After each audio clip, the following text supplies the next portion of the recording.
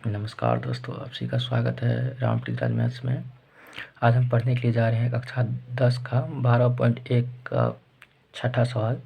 जो सवाल कह रहा है, दवा का कैप्सूल एक बेलन के आकार का है जिसके दोनों सिरों पर एक एक अर्धगोला लगा हुआ है। आकृति 12.10 देखिए। पूरे कैप्सूल की लंबाई 14 mm है और उसका व्यास 5 mm है। इसका पृष्ठ क्षेत्रफल ज्ञात कीजिए। तो चलिए हम इसको हल करते हैं।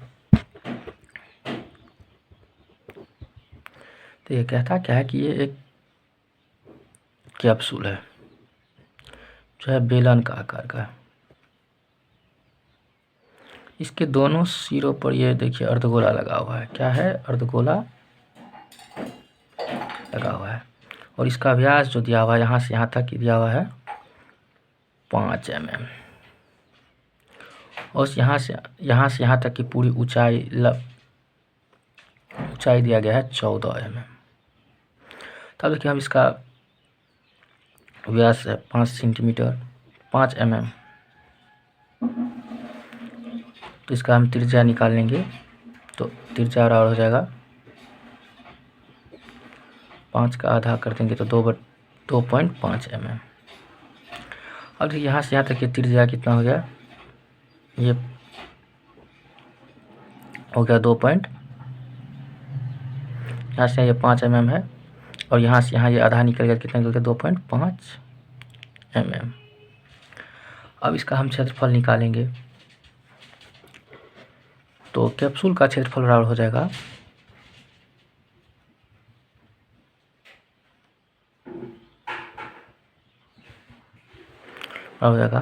बेलन का क्षेत्रफल,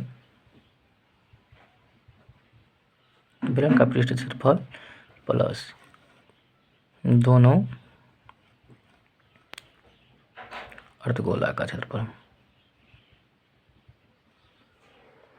अब देखिए यहाँ हमको ऊंचाई भी निकालना पड़ेगा क्योंकि यहाँ से यहाँ तक पूरा का ऊंचाई दिया हुआ है। तो उसका ऊंचाई निकालने के लिए क्या करना होगा? ये दोनों को हटा देना है। ये इसका व्यास घटा देंगे, यहाँ से यहाँ तक ये 2.5 सेंटीमीटर हो गया और यहाँ से यहाँ तक ये क्या हो गया? 2.5 cm हो गया। ये दोनों को जोड़ के घटा देंगे तो कितना होगा? 14। तो ऊंचाई बराबर क्या हो जाएगा? 14 mm माइनस 5 mm बराबर कितना आ जाएगा? 9 mm। तो ये जो हमको कितना निकल के आ गया? 9 mm आ गया। तो अब देखिए बेलन का पृष्ठ क्षेत्रफल रहता है 2πr/h प्लस 2 गुना, दोनों अर्धगोला का क्षेत्रफल 2 गुना कर देंगे, क्या हो जाएगा? 2πr²।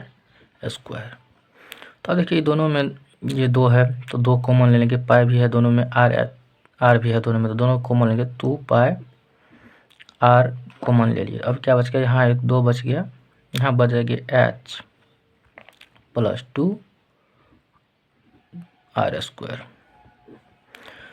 तो अब इसको लिखेंगे तो 2 गुना 22/7 गुना त्रिज्या कितना निकल के आया है? 2.5 सेंटीमीटर और ये कितना है? तो 9 mm। तो 9 प्लस ये कितना आ जाएगा? 2 गुना 2.5। अब इसको कर देते हैं तो ये कितना होगा? 2 गुना 22/7 गुना 2.5 और गुना ये कितना होगा? 9 2 देखिए 2 2.5 दूना हो जाएगा 5 है 9 14।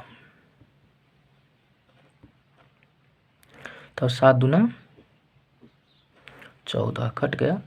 इसको हम गुना करेंगे तो 22 दूना 44 है, 44 दूना कितना आ जाएगा? 88।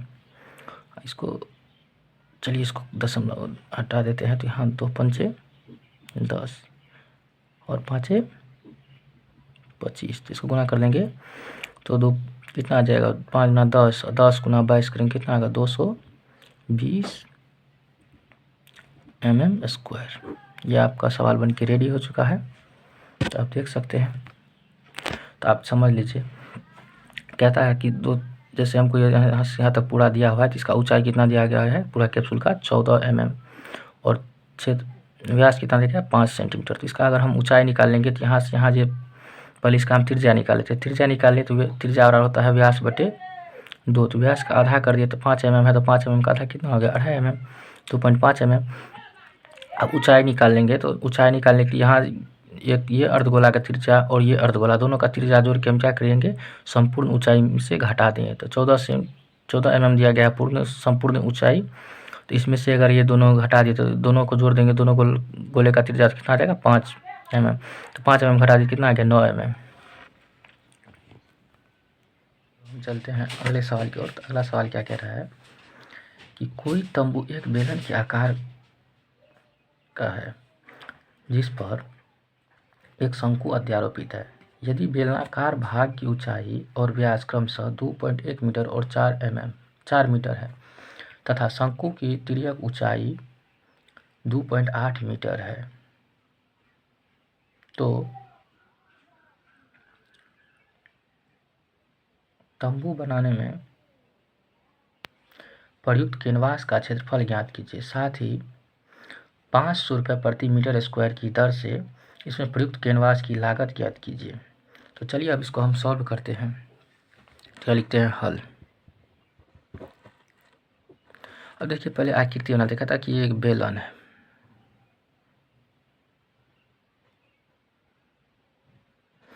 इसके ऊपर क्या किया गया, एक शंकु अध्यारोपित किया गया है। इसमें दिया हुआ है कि व्यास जो है ऊंचाई दिया गया है 2.1 मीटर, बेलन का ऊंचाई दिया गया है 2.1 मीटर और इसका व्यास जो है यहाँ से यहाँ तक दिया गया है 4 मीटर और इसका शंकु का तिर्यक ऊंचाई जो दिया गया है ये दिया गया 2.8 मीटर। तो चलिए अब इसका हम पहले त्रिज्या निकाल लेते हैं। तो आर बराबर त्रिज्या बराबर व्यास कितना दिया गया है 4 मीटर, इसका त्रिज्या निकालेंगे त्रिज्या बराबर हो जाएगा 2 मीटर, क्योंकि व्यास त्रिज्या बराबर होता है व्यास बटे 2। तो व्यास का आधा कितना आएगा 4 का आधा 2। तो अब कहता है इसका क्षेत्रफल वक्रपृष्ठ क्षेत्रफल ज्ञात करने के लिए। वक्रपृष्ठ क्षेत्रफल तो तंबू का वक्रपृष्ठ क्षेत्रफल बराबर बेलन का वक्रपृष्ठ क्षेत्रफल प्लस शंकु का वक्रपृष्ठ क्षेत्रफल। तो देखिए इसका बेलन का वक्रपृष्ठ क्षेत्रफल बराबर होता है 2πr/h प्लस शंकु का वक्रपृष्ठ क्षेत्रफल होता है πr/l। तो अब इसमें देखते हैं दोनों में क्या है, ये πr इसमें भी है πr इसमें भी है, तो इसको हम कॉमन कर लेते हैं। तो πr तो बच क्या गया यहाँ 2h प्लस l। तो देखिए पाई का मान कितना था 22/7, त्रिज्या कितना निकल गया है 2 मीटर, 2 इंटू ऊंचाई कितना दिया गया है 2.1, तो 2 गुना 2.1 प्लस ये कितना है एल कितना दिया गया है 2.8। इसको हम लिखते 22/7 गुना 2 इंटू इसको जोड़ देंगे तो कितना आ जाएगा, ये आ जाएगा आपको 4.2 अब प्लस 2.8। तो इसको जोड़िएगा तो 22/7 गुना 2, ये दोनों को जोड़ दीजिएगा तो कितना आ जाएगा 8 2 10 का 0 और 4 2 6 1 7, तो कितना आ गया 7.0। तो इसको हम क्या लिख सकते हैं 7, ये 7 आ गया, ये 7 कट गया। तो अब यहाँ कितना आ जाएंगे 22 दूना 44 मीटर स्क्वायर। तो इसका क्षेत्रफल कितना निकल गया 44 मीटर स्क्वायर। तो अब देखिए सवाल फिर पुनः क्या कह रहा है कि साथ ही 500 रुपये प्रति मीटर स्क्वायर की दर से इसमें प्रयुक्त कैनवास की लागत ज्ञात कीजिए। तो कैनवास की लागत ज्ञात करना है, तो कैनवास की लागत निकालने के लिए हम क्या करते हैं, देखिए 1 मीटर का क्या दिया गया है 1 मीटर स्क्वायर दिया गया है 500 रुपया। तो अभी कितना है 44 मीटर स्क्वायर। तो हम लिखेंगे कैनवास का कुल कैनवास का लागत बराबर, तो क्षेत्रफल गुना क्या आ जाएगा 5 प्रति मीटर। तो 5 44 क्षेत्रफल कितना आ गया है 44 मीटर स्क्वायर गुना कितना आ जाएगा 500। तो 44 गुना 500 कर देंगे तो कितना आ जाएगा 4 पंचे 20 का, देखिए इसको हम गुना करते हैं 4 पंचे 20 का 0, 4 पंचे 20 2 22।